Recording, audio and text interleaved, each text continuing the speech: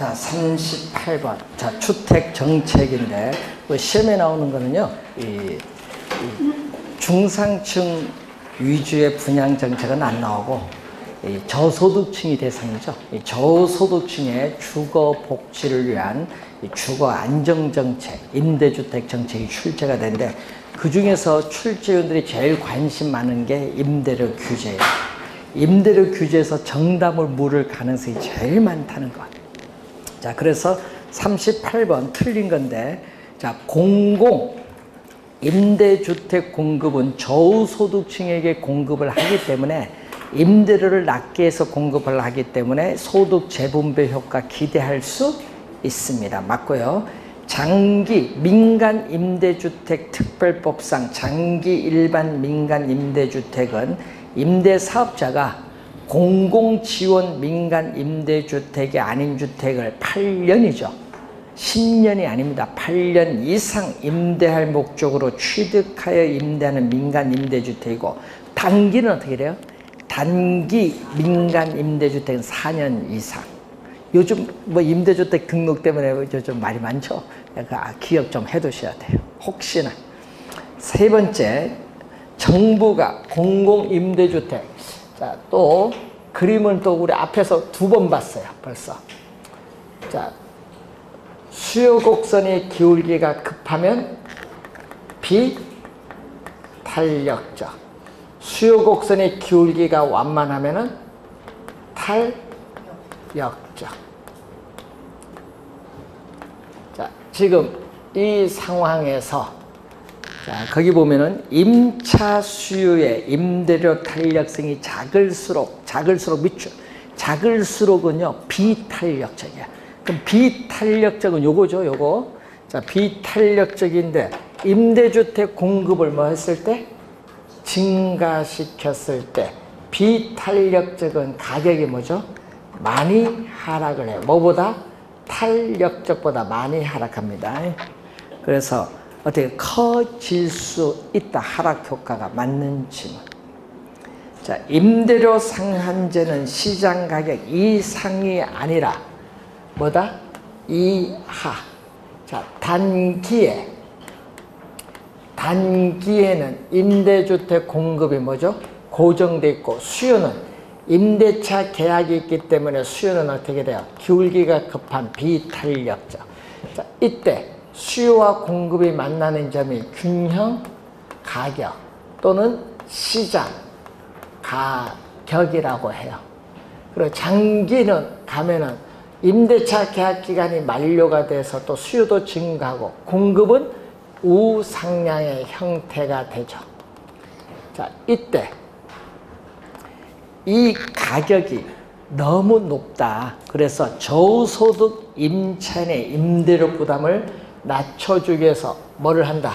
이렇게 규제를 할 수 있죠. 이렇게 규제를 할 수 있어요.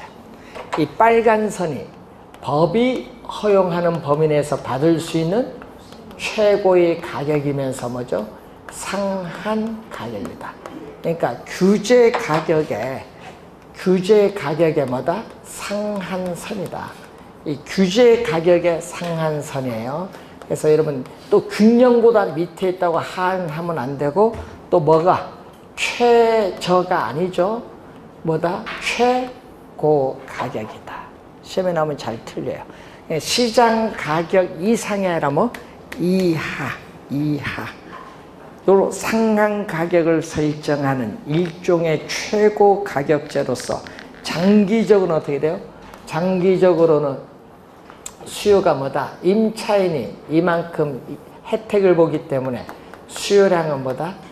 증가하고, 건설 임대는 손해를 보니까 자금 투자를 기피하면서 공급량은 뭐다? 감소하죠. 공급량은 감소를 합니다. 그래서 사회적으로 필요한 양은 이만큼인데 실제는 공급이 이 정도밖에 이루어지지 않기 때문에 이만큼의 초과 수요가 발생해요. 작년 시험의 정답을 요걸 초과 수요를 뭘로? 초과 공급으로 출제했죠. 초과 수요가 발생하면서 뭐가 형성된다? 암시장이 형성이 된다. 암시장이 형성이 된다는 거죠. 자, 그러면은 이 공급량 수준에서 초과 수요자들의 경쟁에서 어디까지 수요 곡선과 만난 점까지 기꺼이 지불할 용의가 있죠. 암시장에서 형성되는 가격이 나타나죠. 그래서 암시장이 나타나니까 이 가격 차이가 있다 보니까 신규 임차인은 기존 임차인에서 암시장의 높은 임대료를 내야 되니까 불리한 위치에 놓이면서 장기적으로 갈수록 소득 분배의 불균형이 심화돼요. 자, 그래서 거기 봤더니 몇 번? 거기에 암시장이 형성돼서 음성적인 거래가 어떻게 돼? 발생할 수 있다. 웃돈을 더 준다는 얘기죠. 자, 우리나라에서 임대료 규제는 주택과 상가 부문에서 부분적으로 실시되고 있다. 자, 주택은 주택임대차보호법, 상가는 상가건물 임대차보호법에서 법률적으로 우리는 실시하고 있다라는 거. 직접 규제가 어렵다는 거죠, 지금. 자, 39번 주택정책에 관한 설명으로 틀린 것은 정부가 시장 균형 임대료보다 낮은 가격으로 임대료를 규제하면 장기적으로 암시장이 형성되면서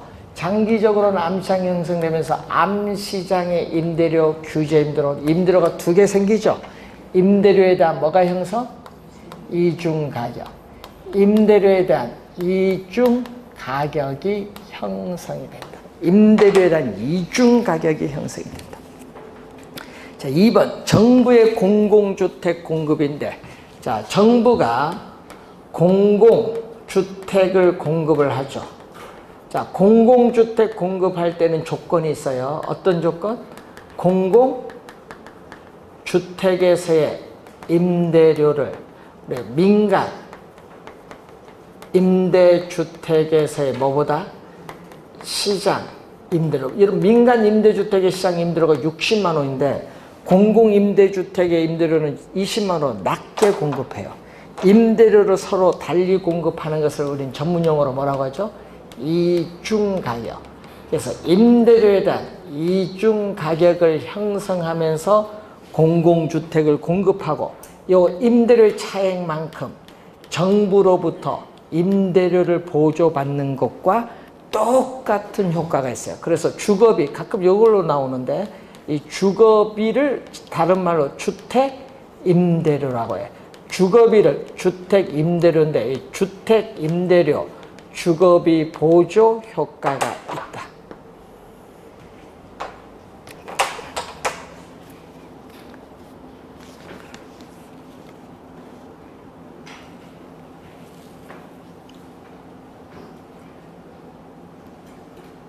(2번) 맞고요. (3번) 주택임대차 계약 갱신 시에 임대료 상승률을 규제를 주택임대차보호법에서 하고 있죠.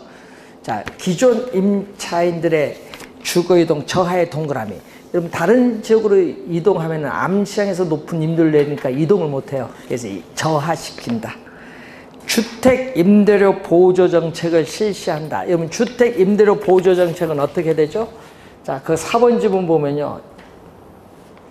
수요 곡선과 공급 곡선이 주어진다. 여러분 지문 나오는 걸 잘 봐야 됩니다. 자, 현재 임대료가 주어졌거든요. 자, 보조를 해주면 어떻게 돼요? 실질 소득이 높아지면서 임대주택에 대한 수요가 증가하는데 공급은 단기에 변화가 없어요. 그러다 보니까 뭐가 발생하죠? 초과 수요가 발생하면서 초과 수요자들의 경쟁에서 임대료는 뭐다? 상승을 해. 임대료가 오르거든요. 그럼 임대주택 소유자는 임대료 상승에 따른 초과 이윤을 누리니까 어떻게 돼요? 공급이 되겠죠. 언제까지? 단기에는 임대료가 상승해요.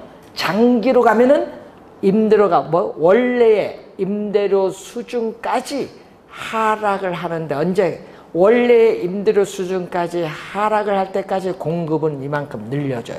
그래서 장기적으로 임대주택 공급량은 뭐한다? 증가한다. 증가의 동그라미. 시험에 감소도 또 많이 내죠. 단기는 임대료가 뭐? 상승하고 장기는 원래의 수준까지 임대료가 하락합니다. 그것도 많이 내죠. 5번 정답인데 여러분 시장 임대료보다 이렇게 규제 임대료, 여러분 이렇게 시장 임대료보다 규제 임대료를 높게 하면은 이미 균형에 도달됐기 때문에 임대주택 시장의 임대료 수요량 공급량에 아무런 영향을 미치지 아니한다. 초과 공급 발생하니까 틀린지만 아무런 영향이 없습니다. 5번 정답이고요. 자, 여러분 또 요 최고 가격 실시하면요, 임대는 손해 보니까 임대주택에 대한 유지 비용을 지출하지 않기 때문에 임대주택 질적 수준은 계속 저하가 되면서 주거 환경은 악화된다는 거. 자, 조세 원래 또 한 문제 출제하는데 조세 정책. 자, 여러분 조세, 여러분 보유세 뭐가 있든지 거래세 뭐 있는, 요건 상식적으로 세법에서 배우니까. 그래서 조세인데 재산세는 과세관청이 세액을 산정하여 납세 의무자에게 교부하여 징수하는 세금인 반면 상속세나 양도소득세는 납세 의무자가 과세관청에 여러분 신고를 해요. 신고를 통해서 납부하는 세금. 맞는 질문입니다. 요것도 읽어볼 필요 있어요. 뭐 세법에서 배우는 건데. 네. 2번 작년에 출제했었죠. 자본이득, 부동산 가격 상승에 따른 이득, 자본이득에 과세하는 양도소득세인 경우 소유자가 자산을 계속 처분하지 않고 보유함으로써 시장에서 자산 거래가 위축되는 동결 효과가 발생할 수 있다. 자, 최근에 정부가 주택 가격이 지금 급등하고 있어요. 정부가 지금 주택 가격이 급등하고 있으니까 주택 가격을 정부는 안정시킬 목적으로 뭐를 하고 있다? 양도 소득세를 뭐 한다? 중과를 해. 양도 소득세를 중과를 하면은 우리가 주택 소유자 입장에서는 주택을 처분하면은 양도소득세를 많이 내야 됩니다. 그러니까 주택을 처분을 하려고 하지 않고 기피를 해요. 기피하다 보니까 주택 공급이 오히려 뭐가 돼? 줄어드는 형상이 나타나. 아니, 세금 중과세 빨리 팔고 이제 하락하는데 안 판다는 얘기예요. 그러다 보니까 어떻게 돼요? 주택 공급이 오히려 줄어드는, 요걸 전문용어로 뭐라고 하죠? 주택 공급에 뭐라고 한다? 동결 효과. 여러분, 주택 공급에 동결 효과가 나타나요. 동결 효과가 나타나다 보니까 주택 가격은 안정되기는커녕 오히려 뭐 한다? 안정되는 거기는커녕 오히려 상승할 수도 있다. 오히려 상승할 수도 있다. 작년에도 출제했거든요. 이슈가 되면 계속 나오니까. 자, 조세 부과는 수요자와 공급자 모두에게 세금을 부담하게 하나 상대적으로 가격 탄력성이 낮은 쪽, 낮은 애 밑줄. 낮은 하면요, 비탄력적이에요. 비탄력적인 세금을 많이 부담하고요. 반대로 뭐는? 탄력적일수록 세금 부담을 적게 해요. 탄유. 탄력적일수록 세금 부담을 적게 하기 때문에 유리하다. 그럼 반대로 비탄력적은 세금 부담을 많이 하기 때문에 불리하다. 그거 알면은 3번 해결되고. 4번 토지 이용을 특정 방향으로 유도하기 위해 정부가 토지 보유세를 부과할 때는, 자, 밑줄은 토지 용도에 따라 세금을 달리 부과. 밑줄. 이것도 시험에 2번 출제했었죠. 정답으로. 토지 이용에 따라 세금을 달리 부과. 기억해두고. 5번에 주택 조세 감면은, 자, 밑줄은 조세 부과와 달리. 밑줄. 조세 부과와 달리. 밑줄. 여기 키워드인데, 여러분 주택 조세를 감면하면요 소득 재분배 효과 있죠. 감면하면요. 근데 조세 부과도 소득 재분배 효과 있어요. 조세 부과와는 달리하면 안 되지. 조세 부과도 소득 재분배 효과 있습니다. 예를 들면 누진세를 부과한다든지. 5번 정답. 자, 또 우리 조세 정책은 또 하나 기억을 해둘 게 있죠. 헨리 조지. 이 사상, 토지 단일세 기억해두고. 자, 완전 비탄력적인 공급 곡선은 공급이 고정됐어요. 이때 토지, 보유세를 부과를 하더라도 토지 공급은 고정됐기 때문에 변화가 있다 없다? 없죠. 토지 공급량 자체가 불변이기 때문에 자원 배분에 있어서의 왜곡을 초래하지 않는다. 이 지문도 헨리 조지와 관련해서 시험에 많이 나오는 지문. 토지 단일세 주장하고 확인해둬야 돼요. 우리 지금은 대표가 바뀌었죠. 과거에 추미애 대표가 제일 툭하면 얘기한 게 헨리 조지입니다. 그래서 작년에도 출제했습니다. 올해도 중요합니다. 올해 정부의 정책이 조세 정책이다 보니까 부동산, 그래서 올해도 중요해요.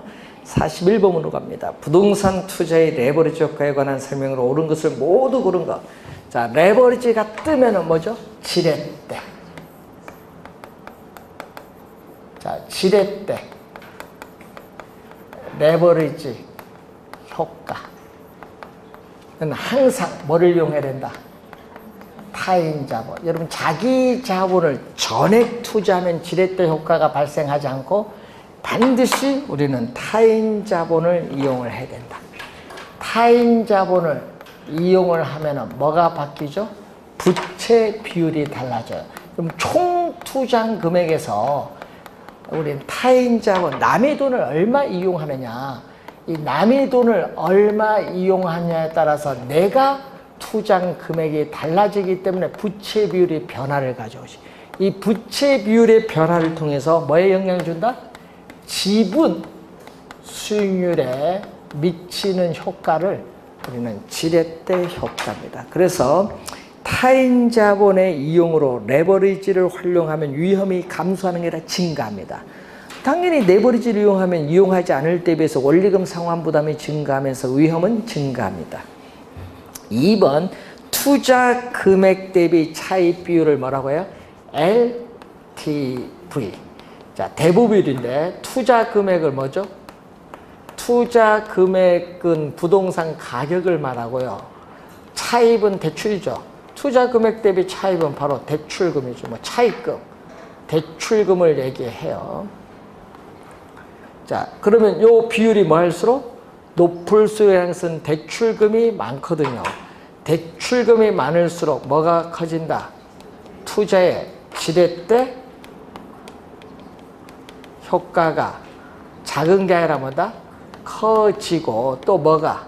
원리금 상환 부담이 이전보다 뭐다? 더 높아지죠. 높아지기 때문에 채무 불이행 가능성도 높아져요. 자, 니은 틀렸고, 디귿 총 매입 금액에서 전세금을 제외한 차액만 부담하여 집을 매입을 한 경우도 지렛대 효과를 기대한 것으로 간주할 수 있다. 요거 뭐예요? 예, 요거 갭 투자, 요즘 뉴스 나오는 갭 투자라고 말해요. 자, 예. 수익금, 금액, 우리 전문용어로 얘기하면요. 3번은 뭐에 대한 효과? 수익금, 지렛대 효과. 3번은. 우리 요즘 뉴스에서 나오는 용어로 하면은 갭 투자라고 하고. 전세금을 안고 뭐를 매입을 한다? 주택을 매입을 하는 경우. 전세금을 안고 주택을 매입을 하는 경우를 얘기해요. 자, 그런데 수익금 지렛대 효과도 있지만 또 뭐도 있다? 수익률 지렛대 효과 있죠. 수익률. 네? 세 가지가 있어요. 정의 지렛대 효과, 그리고 중립적인 지렛대 효과, 마이너스의 지렛대 효과가 있죠. 자, 이때 지분 수익률은 뭐죠? 자기 자본에 대한 수익률, 종합 수익률은 총 투자 수익률이라고도 하고 총자본 수익률. 여러분 원래 둘 다 출제될 수 있는 용어거든요. 개념, 수식 꼭 기억해야 됩니다. 지분 수익률 공식, 종합 수익률을 다른 말로 총투자 수익률, 총자본 수익률. 공식 꼭 기억해 두시고, 저당 수익률은 대출 이자율. 자, 여러분 금융기관의 저당 수익률은 대출 이자율인데, 자, 요게 여러분이 이렇게 되면은 정해질 때과 이렇게 되면은 중립적, 이렇게 되면은 부. 투자의 장점은 뭐를 누려야 된다? 정해. 부채를 지렛대 삼아 지분 수익률을 더 높이는 정해 지렛대 효과가 장점입니다. 자, 그런데 문제는 거기에 네 번째 총 자본 수익률과 저당 수익률, 요게 동일해요. 자, 여러분 대출 금리와 총 자본 수익률이 동일하면요, 지분 수익률도 변화가 없어. 여러분 대출을 이용하더라도 어떻게 돼? 부채 비율의 변화를 통하더라도 이 지분 수익률 자체가 변화가 없다. 부채 비율이 변화는 자기 자본 수익률, 지분 수익률에 영향을 못 미쳐. 요 세 개가 다 같을 수밖에 없어요. 요거 종합 수익률과 요것이 융자를 받지 않을 때도 같은데, 융자를 받아도 이게 변하지 않아서 같을 수밖에 없다. 이런 경우를 뭐라고 한다? 중립적 지렛대 효과. 네 번째 맞는 질문.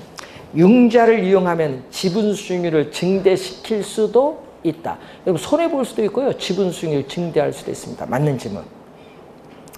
디귿, 니을, 미음 맞네요. 4번 정답. 자, 42번. 부동산 투자의 수익률에 관한 설명으로 틀린 것은 기대 수익률은 투자한 부동산의 예상 수익과 예상 지출로 계산되는 수익률 맞습니다.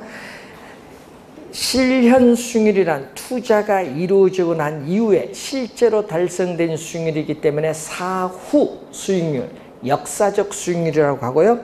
요구 수익률은 투자자가 자금을 투자함으로써 충족되어야 할 최소한의 수익률, 최소입니다. 2년 전에 이거 최대로 출제했죠. 최소라는 걸 주의해 두시고, 자, 그 4번 지문은 요거죠. 자, 4번 지문은 요에게요. 자, 부동산의 가치. 부동산의 가치인 투자 가치는 부동산 소유에서 비롯되는 장래 기대되는 수익을 현재의 가치로 환원한 값인데, 현재의 가치로 환원하는 할인율로서 우리는 뭐를 사용한다? 요구 수익률을 사용한다. 요 수식 기억이 나면은 야, 공부 많이 됐어요, 여러분. 이때 장래에 기대되는 수익이 주어졌다. 주어졌다는 것은 일정에서 변화가 없다. 이때 뭐가 높아지면, 요구 수익률이 크면, 분자는 일정한데 요구 수익이 높아지면 전체값 부동산 가치는 하락하죠. 증가의 동그라미, 증가가 아니라 하락한다. 4번 정답. 지문 보고 요 수식이 떠오르면 진짜 공부 많이 한 거예요. 안 떠오르면 이제 여기 맞는지 틀린지 고민하는 거지.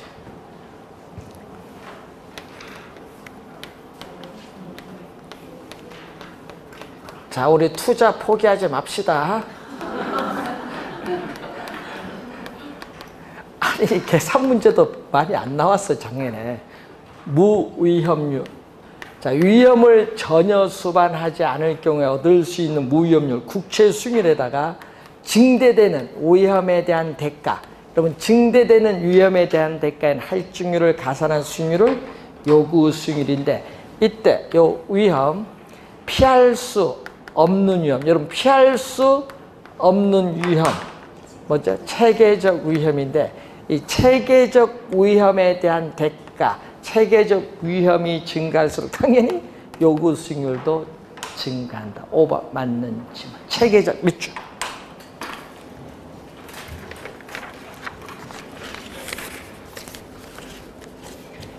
말을 좀 약간 바꿨죠? 43번.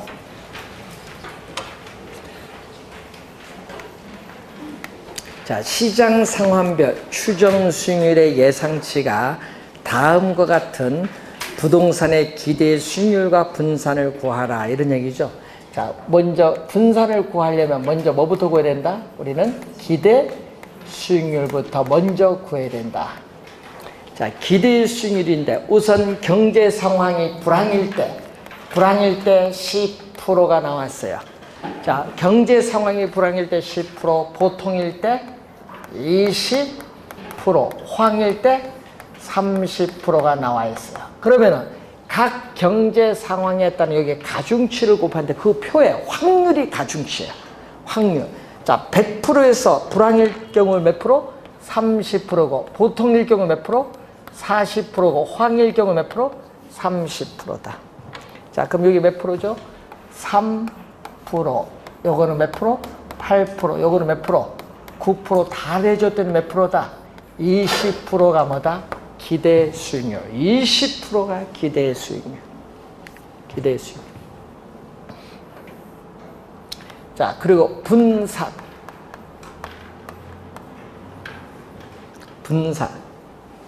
분산은 자, 분산은 여러분 추정 수익률에서 평균 기대 수익률을 빼야 돼. 뺀 걸 제곱해야 돼. 편차. 그러면 불황일 때 10%가 평균, 여러분 평균인 기대 수익률 20%부터 얼마나 떨어져 있는가를 보는 거예요. 얼마나 떨어져 있어요? 10% 떨어졌네. 요걸 편차를 차인 편차를 제곱하고 확률 몇 프로? 30% 곱해준 불황일 경우의 분산. 자, 보통일 경우에는 몇 프로?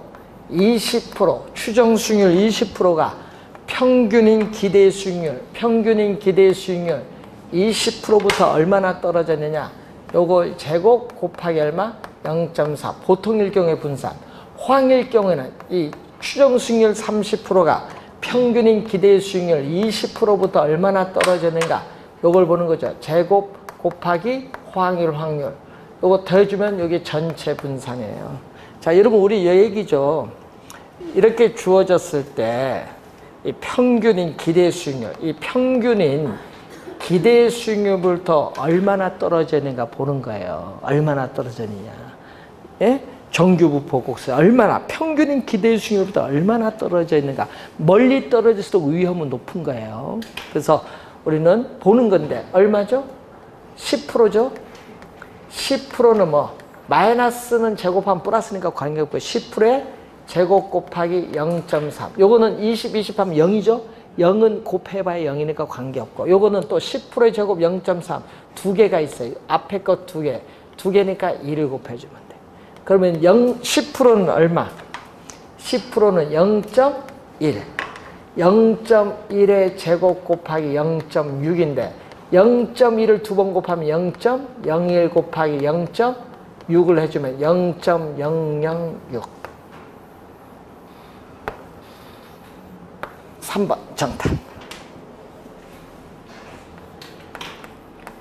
44번.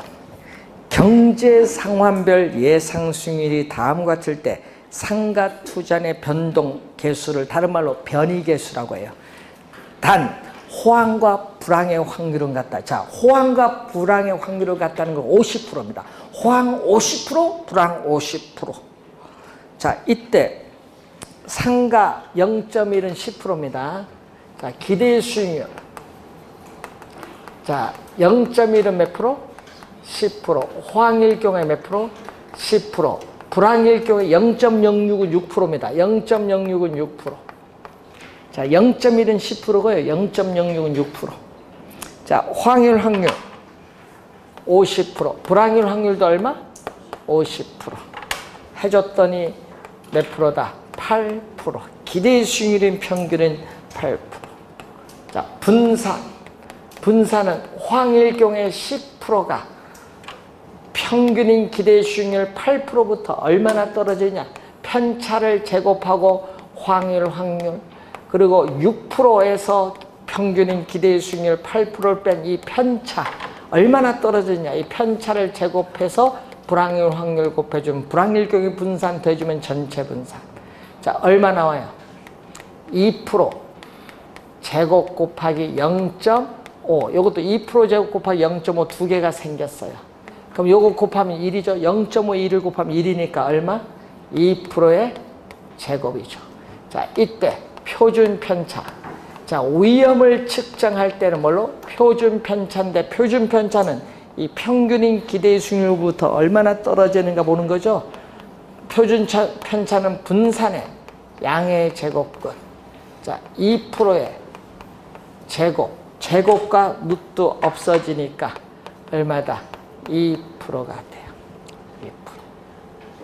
자, 2%인데 그러면 시험 문제는 지금 요걸 구하는 거.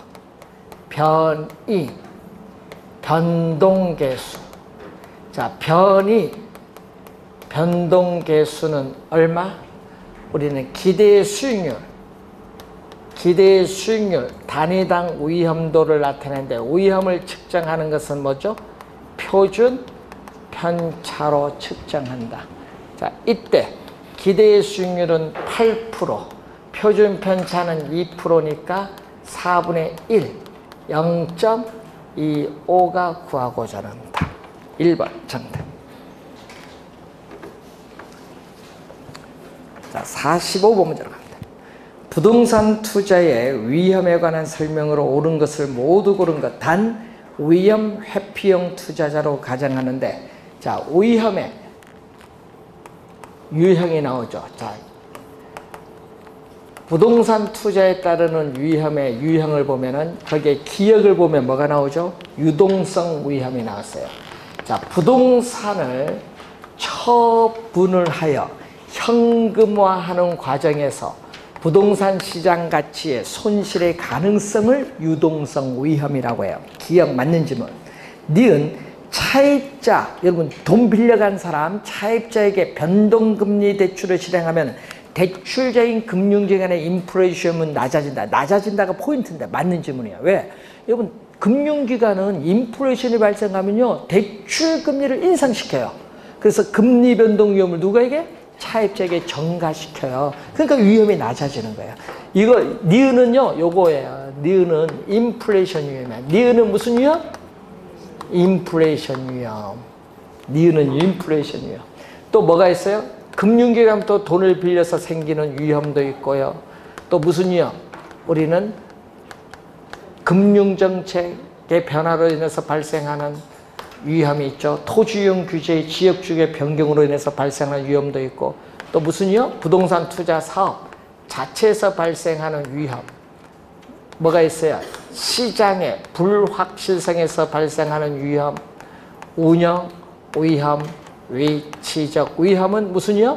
사업상 위험인데 가끔 지문 속에 많이 구성돼서 들어와요. 기억, 니은은 요거 두 개 설명했어요.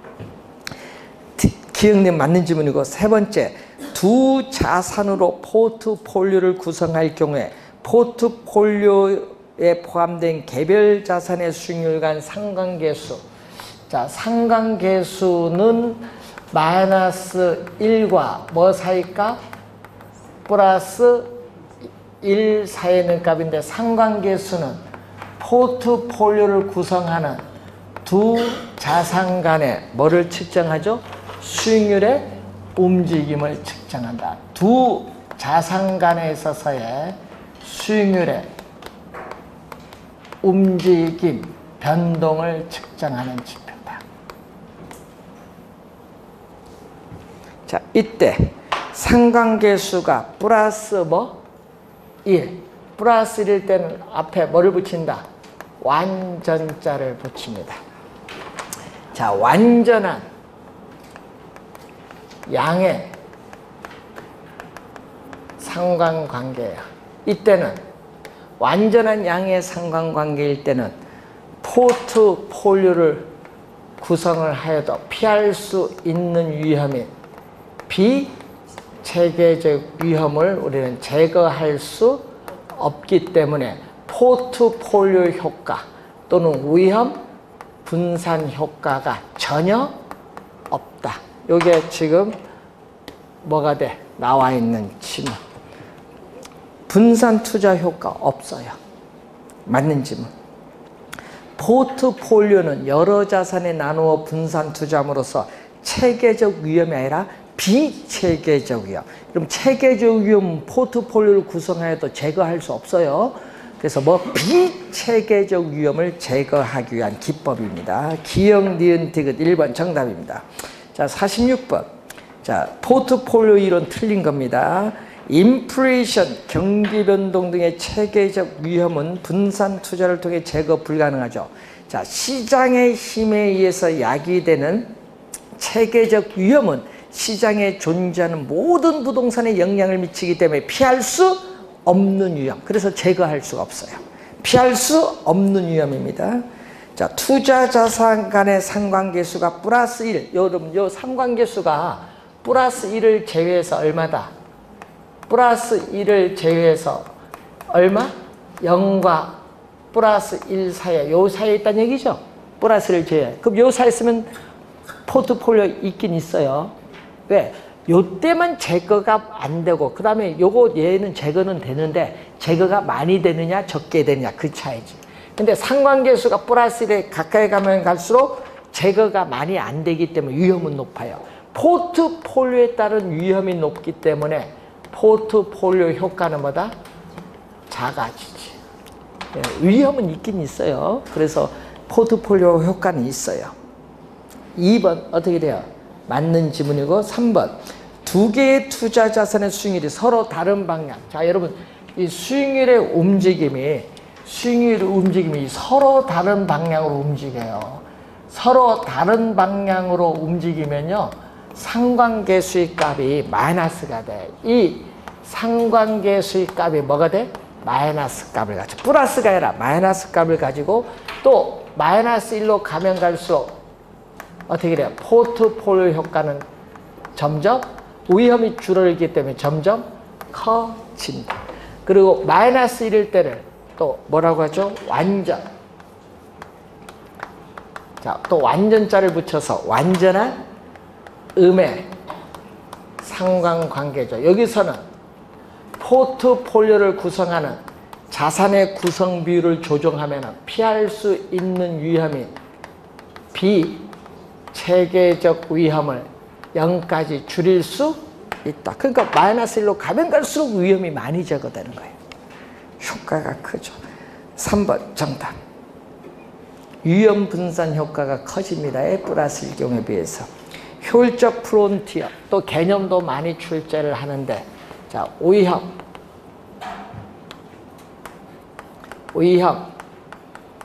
기대 수익률 평면에서, 자, 밑에가 선택이 가능하고 위에는 선택이 불가능하죠.